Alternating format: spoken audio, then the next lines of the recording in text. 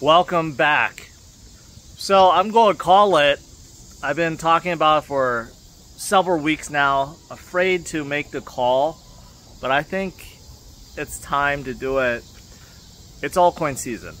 We are definitely in altcoin season. This started 2-3 weeks ago when I noticed that ETF inflows for Ethereum outpaced even Bitcoin, and it has been doing that for the past 2-3 weeks. Even when we had that bad week last week and we had some outflows, Ethereum still had less outflows and had more inflows than Bitcoin.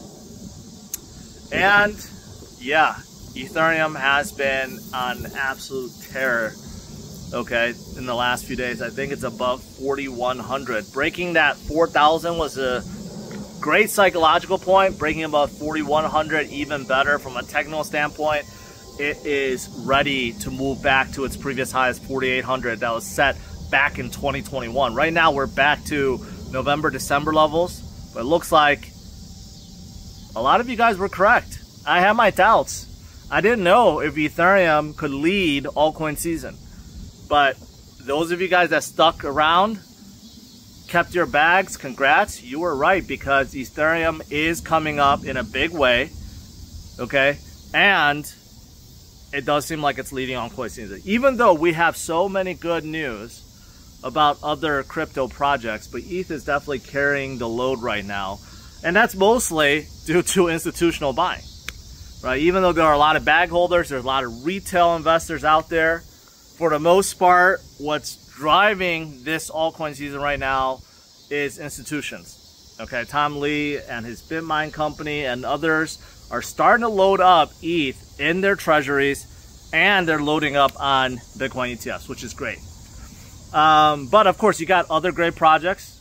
Okay, Sol is still lagging, but it's looking like it wants to break into 200 soon. Once again, that'll be very encouraging. If you look at the metrics, it's still outperforming ETH on many levels. But at this point, there's just not as many institutional buyers, although that can change. That can change on a dime when spot ETFs come for Solana. Okay, so there's another project. Of course, XRP finally got the SEC off their back, right? It's climbed above 350 once again. It looks like it wants to head back to $4 and beyond and break its previous high. And it could definitely also keep going and help altcoin season, right? And then many others too, like Chainlink having a fantastic day today and yesterday. Chainlink, one of the most important projects out there. It's also very tied to Ethereum, although it does have a bridge to many chains out there, but primarily the biggest market is Ethereum, and I think that's why it's doing well. A lot of projects tied to Ethereum right now is doing very well. Ethnia is another one for stable coins, but they blew up. They've been blowing up recently. You look at some of the DeFi projects, okay, like Lido and Uniswap, they've been doing well.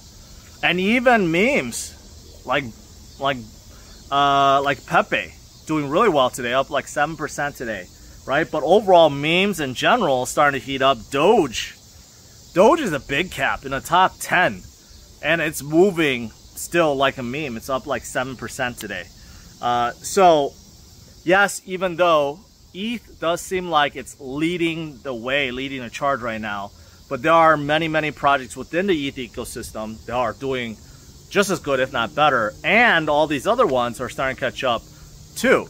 Other chains, that is, like Avalanche, for example, start moving. Even though Avalanche is very underperforming versus their previous year, 2021 high.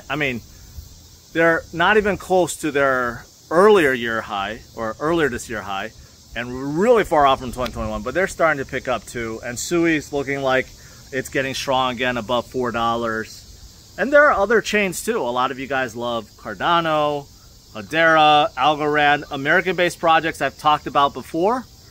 I think they're going to catch their momentum as well as things heat up. Let's not forget that 401k approval for crypto, for digital assets, was absolutely huge. That happened last week.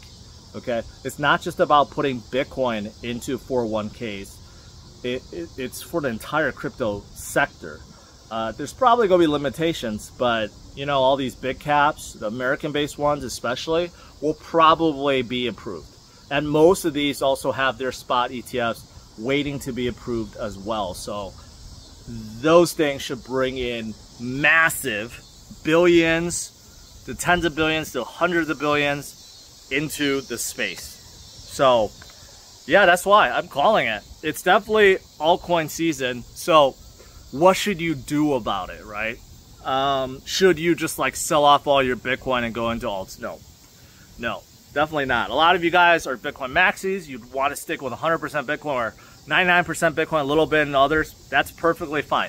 Bitcoin's top is nowhere near where we are right now. It's stuck at like 116, 117. And another sign that I believe we're in altcoin season is because Bitcoin didn't move up and alts are. So tells you something. And Bitcoin dominance continues to go down. But with that said, Bitcoin will continue to go up. I still believe by the end of this year, Bitcoin will be above 200,000. So you're getting like a 1x, right?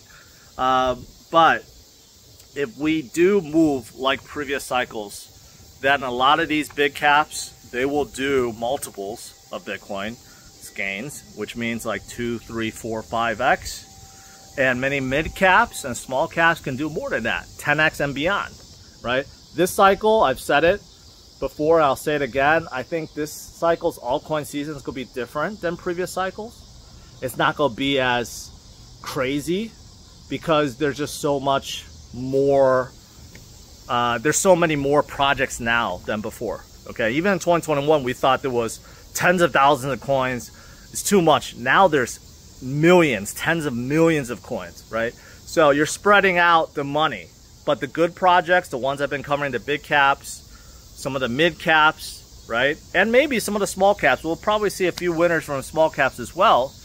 And a lot of those memes that blew up back in November, December, January, they're still down like 50, 60%. I think they're going to come back up as well. So if you want to stick with 100% Bitcoin or very little in alts, that's fine. You're still going to make money. But for those of you guys that's been waiting to transition and start buying, right, I think this is a good time. Doesn't mean that you go all in, right? You slowly move your allocation. Although I've been saying a good diversified portfolio should follow the 50-25-25 rule. And, you know, if you're off from that, then maybe that's a good starting point. Okay, what is the 50-25-25? 50% in Bitcoin, at least. 25% in big caps, which is anything over, I would say, 8 billion in market cap. And then 25% in anything else. Mid caps, small caps, micro caps, memes, whatever. Okay? Because you got 50% in Bitcoin for that stability and strength and growth, little growth, right? But more importantly, the stability. When we have turnarounds, we have black or red markets, Bitcoin is the one you want to hold. But the reason why the other 50% is an alt is because of altcoin season, because you're going to gain on Bitcoin with those alts. But you got to be careful. You can't just go with whatever. Some of the projects from the previous cycle from 2021 seems like they have no momentum whatsoever. They've lost it, or competition have ate their lunch. So you got to pick the good ones, do your research, and pay attention to what I've been covering, and I think you'll be just fine. All right, that's it. It's the point of this video. It's looking good. All right, so enjoy your gains. Altcoin season's here, and look forward to my Sunday walk video tomorrow. All right, bye-bye.